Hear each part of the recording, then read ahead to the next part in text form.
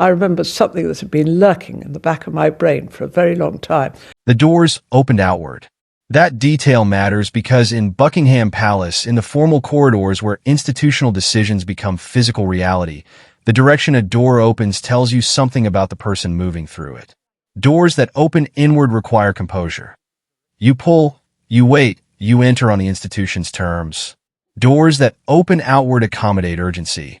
They yield to forward motion. They get out of the way. Camilla did not wait for anyone to open them. She pushed through into the corridor with the specific energy of someone who has just been told something they were not prepared to hear and has made the decision, in the seconds between receiving the information and standing up from the chair, that remaining in the room where they heard it is not something they are capable of doing. The staff in the corridor saw her coming and made space. Not the practiced, choreographed space-making of palace protocol. The instinctive kind, the kind that happens when people read a situation correctly and understand that what is required of them in this moment is to be absent from the center of it. She moved through them without speaking. Behind her, in the room she had left, the Privy Council's senior advisor was still holding the formal notification. The paper that confirmed in constitutional language precise enough to withstand any challenge that the role Camilla had held for 3 years, had built, had defended, had carried through considerable public resistance and institutional skepticism, had been formally and completely transferred to Catherine, effective immediately. The role had not been ceremonial. That distinction is important because the palace generates ceremonial positions with reliable frequency. Titles that confer prestige without function, roles that appear on formal records and vanish from operational reality the moment the ceremony ends. The British monarchy has been managing the gap between symbolic authority and practical power for centuries, and it has become expert at creating positions that satisfy the demand for recognition without distributing anything that actually matters. This was not one of those. The role Camilla had held for 3 years sat at the operational intersection of institutional communication, formal representational authority, and the specific category of royal engagement that connects the palace to the governmental and civic structures that depend on the monarchy for their own ceremonial legitimacy. It was the kind of role that, when held by someone who understood its scope, allowed them to shape how the institution presented itself to the country in ways that were not visible in any individual decision, but accumulated over time into something that looked very much like influence. Camilla had understood its scope. She had used it accordingly. For 3 years, she had built a version of the role that was larger than its formal definition, not through any single overreach, but through the patient, incremental expansion that is only possible when no one is examining each individual decision closely enough to identify the pattern they collectively form. Someone had begun examining them closely enough. The pattern had been identified.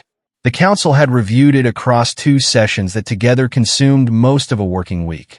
Senior constitutional advisors who had spent decades inside the mechanisms of royal governance had looked at the documentation and reached a conclusion that the formal language of the notification rendered with precision.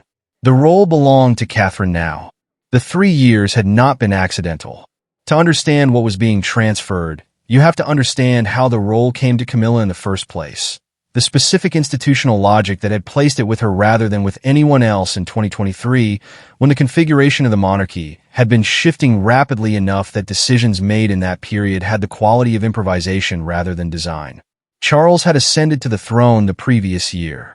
The transition from Elizabeth's monarchy to his had been managed with considerable skill at the visible level. The ceremonies, the public appearances, the careful calibration of continuity and change that the institution's communications team had orchestrated to minimize the sense of rupture. At the invisible level, the transition had been substantially more complicated. Elizabeth's operational authority had been personal in a way that institutional authority rarely is.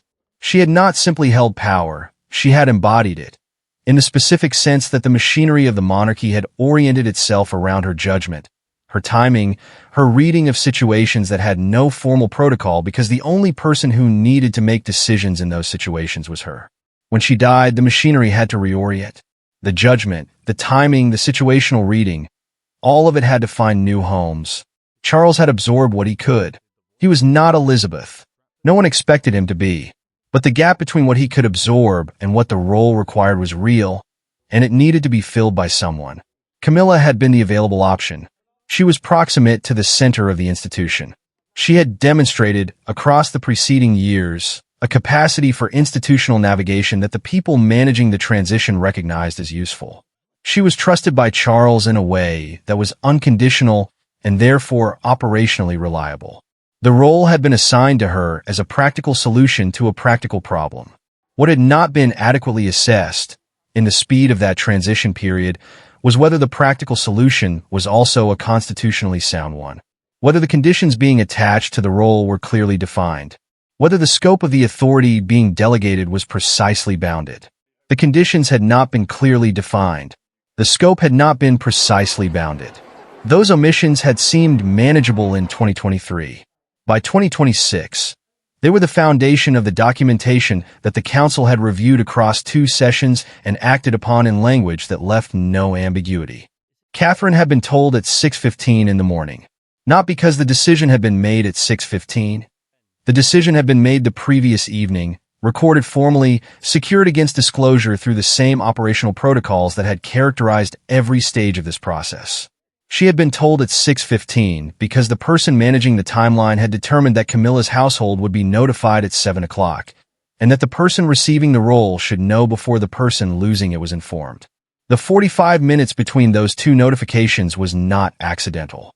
It was the interval required to ensure that when Camilla's response arrived, whatever form that response took, Catherine would already be in possession of the full documentation, the operational briefing, and the constitutional record of the transfer, so that she would not be receiving information reactively, in response to someone else's reaction, but proactively from the source, with everything she needed to understand what she now held and what it required. She used those 45 minutes methodically. She read the transfer documentation completely before asking any questions. Then she asked 7 questions in sequence, each one following logically from the answer to the previous one, moving from the constitutional basis of the transfer to its operational implications to the specific calendar of responsibilities that would now require her attention within the first 72 hours. The advisor who briefed her that morning had conducted similar briefings with senior royal figures across 2 decades of palace service. He described Catherine's 45 minutes as the most focused intake of complex institutional information he had witnessed in that period. He noted, afterward, that she had not needed him to explain any of the constitutional background. She had needed only the specific operational details. The names, the dates, the existing commitments, the relationships that would now connect to her rather than to Camilla. She had done the constitutional reading on her own time. She had been doing it for a while. The notification reached Camilla's senior staff member at 7:02. The 2-minute delay from the intended time was a consequence of a minor technical issue with the secure communication channel. The kind of small operational imprecision that is invisible in ordinary circumstances and becomes noticeable only when the message being transmitted is the kind that gets counted afterward. The staff member listened, asked the 2 questions that the content of the notification made obvious to ask, received the answers, set the phone down, walked the corridor, entered the sitting room. What she said, and how she said it, and what Camilla's face did in the seconds between hearing it and responding to it. These details exist in the account of the single person who was present for them, and that person has not described them publicly. What is known is that the interval between the staff member entering the sitting room and Camilla appearing in the corridor was less than 4 minutes. For minutes to receive the information, process enough of it to stand, and make the decision that remaining in the room was not possible. The doors opened outward. She pushed through them. The corridor she moved through connects the private residential section of the palace to the formal institutional spaces. The rooms where the machinery of the monarchy operates on a daily basis, where staff manage the logistics of an institution that runs continuous operations across multiple sites and dozens of active commitments at any given moment. It is a corridor that Camilla had moved through hundreds of times over the preceding 3 years. Had moved through with the specific quality of presence that belongs to someone who understands that a corridor connects them to a place where they have authority. She moved through it differently this time. The staff who were present, who had seen her in that corridor across 3 years and had formed an accurate reading of her normal register of movement and expression, described what they saw as something outside their previous reference points for her. Not anger, exactly, though there was something in her movement that carried the energy of anger. Not grief, though there was something in her expression that the people who saw it found difficult to look at directly. Something that did not have a clean name because it was composed of several things simultaneously. The rage of someone who has just had something taken from them, the shock of someone who did not see the taking coming, and underneath both of those, something quieter and more fundamental. The recognition that the thing taken was not coming back.